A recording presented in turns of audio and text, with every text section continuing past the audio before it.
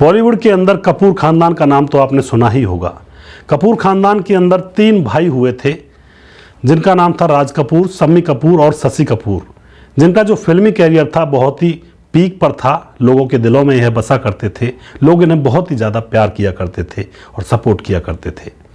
इनका जो अंत होता है यानी कि इनकी जो मौत होती है बड़ी ही दर्दनाक होती है तीनों भाइयों की। और आज हम यहाँ पर इस वीडियो के अंदर इनकी दर्दनाक मौत के बारे में यहाँ पर पूरी जानकारी लेने वाले हैं। नमस्कार, मैं हूँ सुदेश कुमार और फिल्मी कहानियाँ चैनल में आपका स्वागत है। दोस्तों, सबसे पहले चर्चा करते हैं राज कपूर।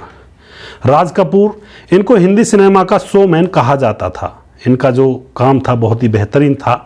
इनका जन्म 14 दिसंबर 1924 को हुआ था और कम ही लोगों को पता होगा कि राज कपूर अपनी मौत से पहले कितने ज़्यादा तड़पे थे।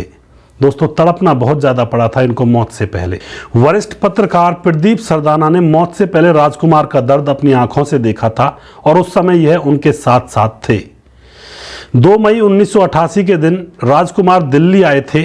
उनको दादा साहब फाल्के अवार्ड यानी कि पुरस्कार दिया जाने वाला था और वह कमरे के अंदर बैठे हुए थे अपनी कुर्सी पर। उनके साथ उनकी पत्नी थी।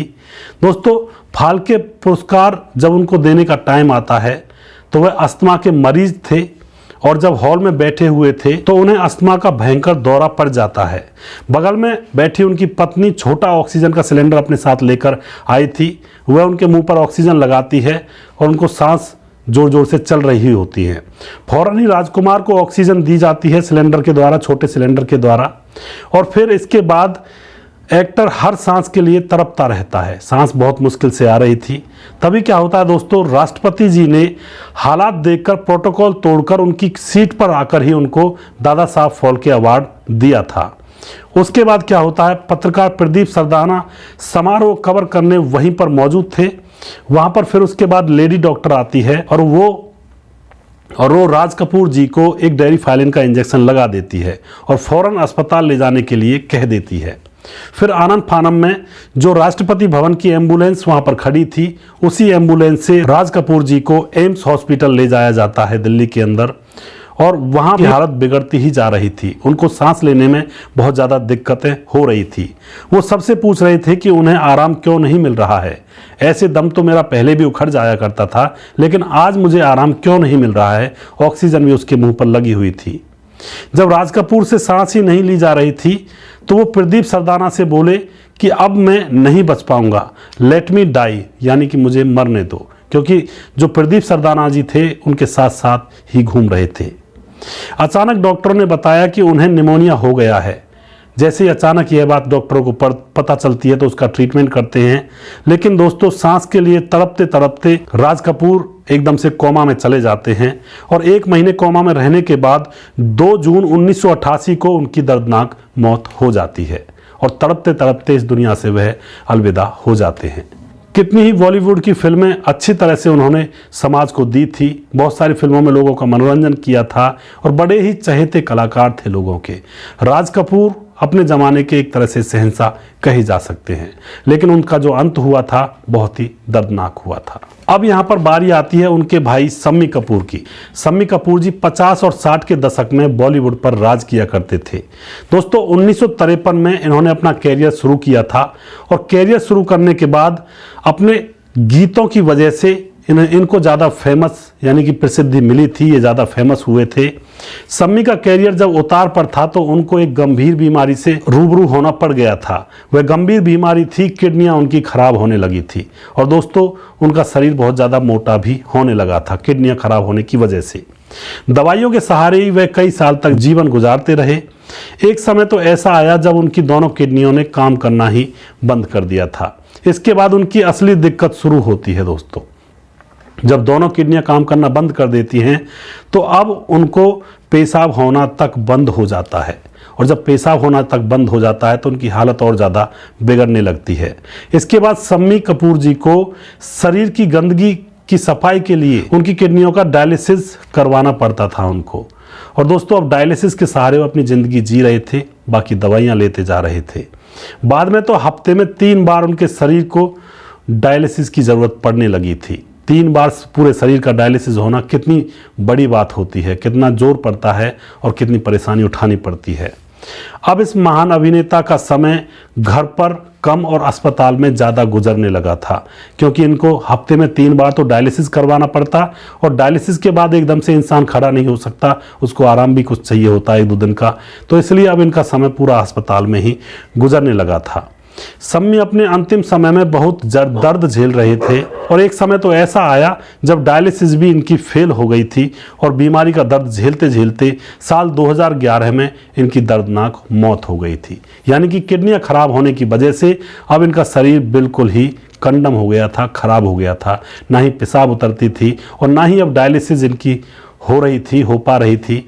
अब शरीर बिल्कुल बेकार हो गया, और 2011 में बीमारी से जूझते जूझते ये इस दुनिया को छोड़कर यहाँ से विदा हो गए। दोस्तों, अब यहाँ पर बारी आती है सबसे छोटे भाई शशि कपूर की। शशि कपूर जी, इनको रोमांटिक छवि के हीरो कहा जाता था। इनकी जोड़ी अमिताभ बच्चन के साथ ज़्यादातर जमती थी और सुपर जोड़ी थी इन दोनों की, और अमिताभ बच्चन के बड़े भाई का रोल यह निभाया करते थे, जबकि अमिताभ बच्चन से यह छोटे थे। दीवार फिल्म का शशि कपूर का डायलॉग जो है वो आपको याद ही होगा कि मेरे पास माँ है। आज भी वह डायलॉग बहुत ज़्यादा फेमस है। शशि कपूर जी की जो कन्यादान फिल्म थी, इसमें वो गीत लिखे जो खत तुम हैं को आज भी लोग बहुत ज़्यादा गुनगुनाते हैं, आज भी लोगों की जुबान पर रहता है। इतने हंसमुख और दिलकश एक्टर का अंत भी बहुत ज़्यादा दर्दनाक हुआ था दोस्तों। इनका भी हाल अपने भाई शम्मी कपूर के जैसा ही हुआ था। अपने भाई शम्मी कपूर की तरह ही इनको किडनी की बीमारी लग चुकी थी, और किडनी की बीमारी ने जैसे इनको घेरा तो यह भी बिस्तर पर आ पड़े थे।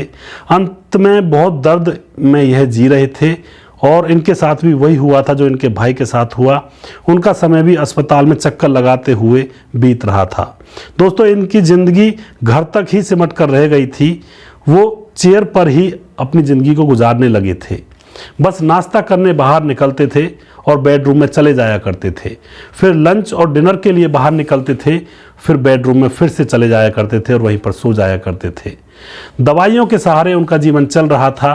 किडनियां खराब हो गई थी, और फिर डायलिसिस के ज़रिए उनके शरीर की गंदगी को निकाला जा रहा था। लेकिन दोस्तों, डायलिसिस भी कब तक चल पाता है, उसमें भी किडनियां खराब होती रहती हैं। साल 2014 में डॉक्टरों ने उनकी बाईपास सर्जरी करके उनकी जान बचाई थी। फिर एक दिन वो सांस ही नहीं ले पा रहे थे। जब उनको अस्पताल में ले जाया गया तो चेस्ट में इन्फेक्शन का पता चलता है। दोस्तों, डॉक्टरों ने उनको बहुत बचाने की कोशिश की, लेकिन साल 2017 में वो इस दुनिया को बीमारी से लड़ते लड़ते इस दुनिया को छोड़कर चले जाते हैं। ये 3 एक्टर जिन्होंने एक अच्छी पारी बॉलीवुड के अंदर खेली थी, और देश का बच्चा बच्चा इनको जानता था। इन्होंने अपनी बहुत ही बेहतरीन एक्टिंग से लोगों का मनोरंजन किया, बहुत ही अच्छी अच्छी फिल्में दी, और तीनों भाई दिग्गज कलाकार थे, जाने माने कलाकार थे, कपूर खानदान के चिराग थे। लेकिन दोस्तों, समय का पहिया जब घूमता है तो चाहे कितना भी बड़ा कलाकार हो या कितना भी बड़ा इंसान हो, उसको समय की धारा में बहना ही पड़ता है। कितने महान वीर योद्धा शमशान भूमि में राख बने हुए पड़े हैं, जो कहते थे कि हम धरती को हिला दें, हम ये कर दें, हम वो कर दें, लेकिन समय उनका भी आता है और सबको इस मिट्टी में मिलना पड़ता है। अपने जीवन में ऐसे कर्म करते जाइए जो लोग पीछे भी आपको याद करें और आपकी जय जयकार करें। दोस्तों, इन तीनों भाइयों में से आपको किन की एक्टिंग सबसे अच्छी लगती थी, आप अपनी राय कमेंट बॉक्स में ज़रूर लिखें, और हमारे यह प्रोग्राम आपको कैसे लग रहे हैं इसके बारे में भी एक लाइन ज़रूर लिख कर जाएं। अगला प्रोग्राम मैं बहुत जल्दी फिर से लेकर आऊँगा किसी अगली कहानी के ऊपर। तब तक आप देखते रहिए फिल्मी कहानियाँ चैनल, और हमें सपोर्ट करिए, इसे सब्सक्राइब करिए। जय हिंद, जय भारत।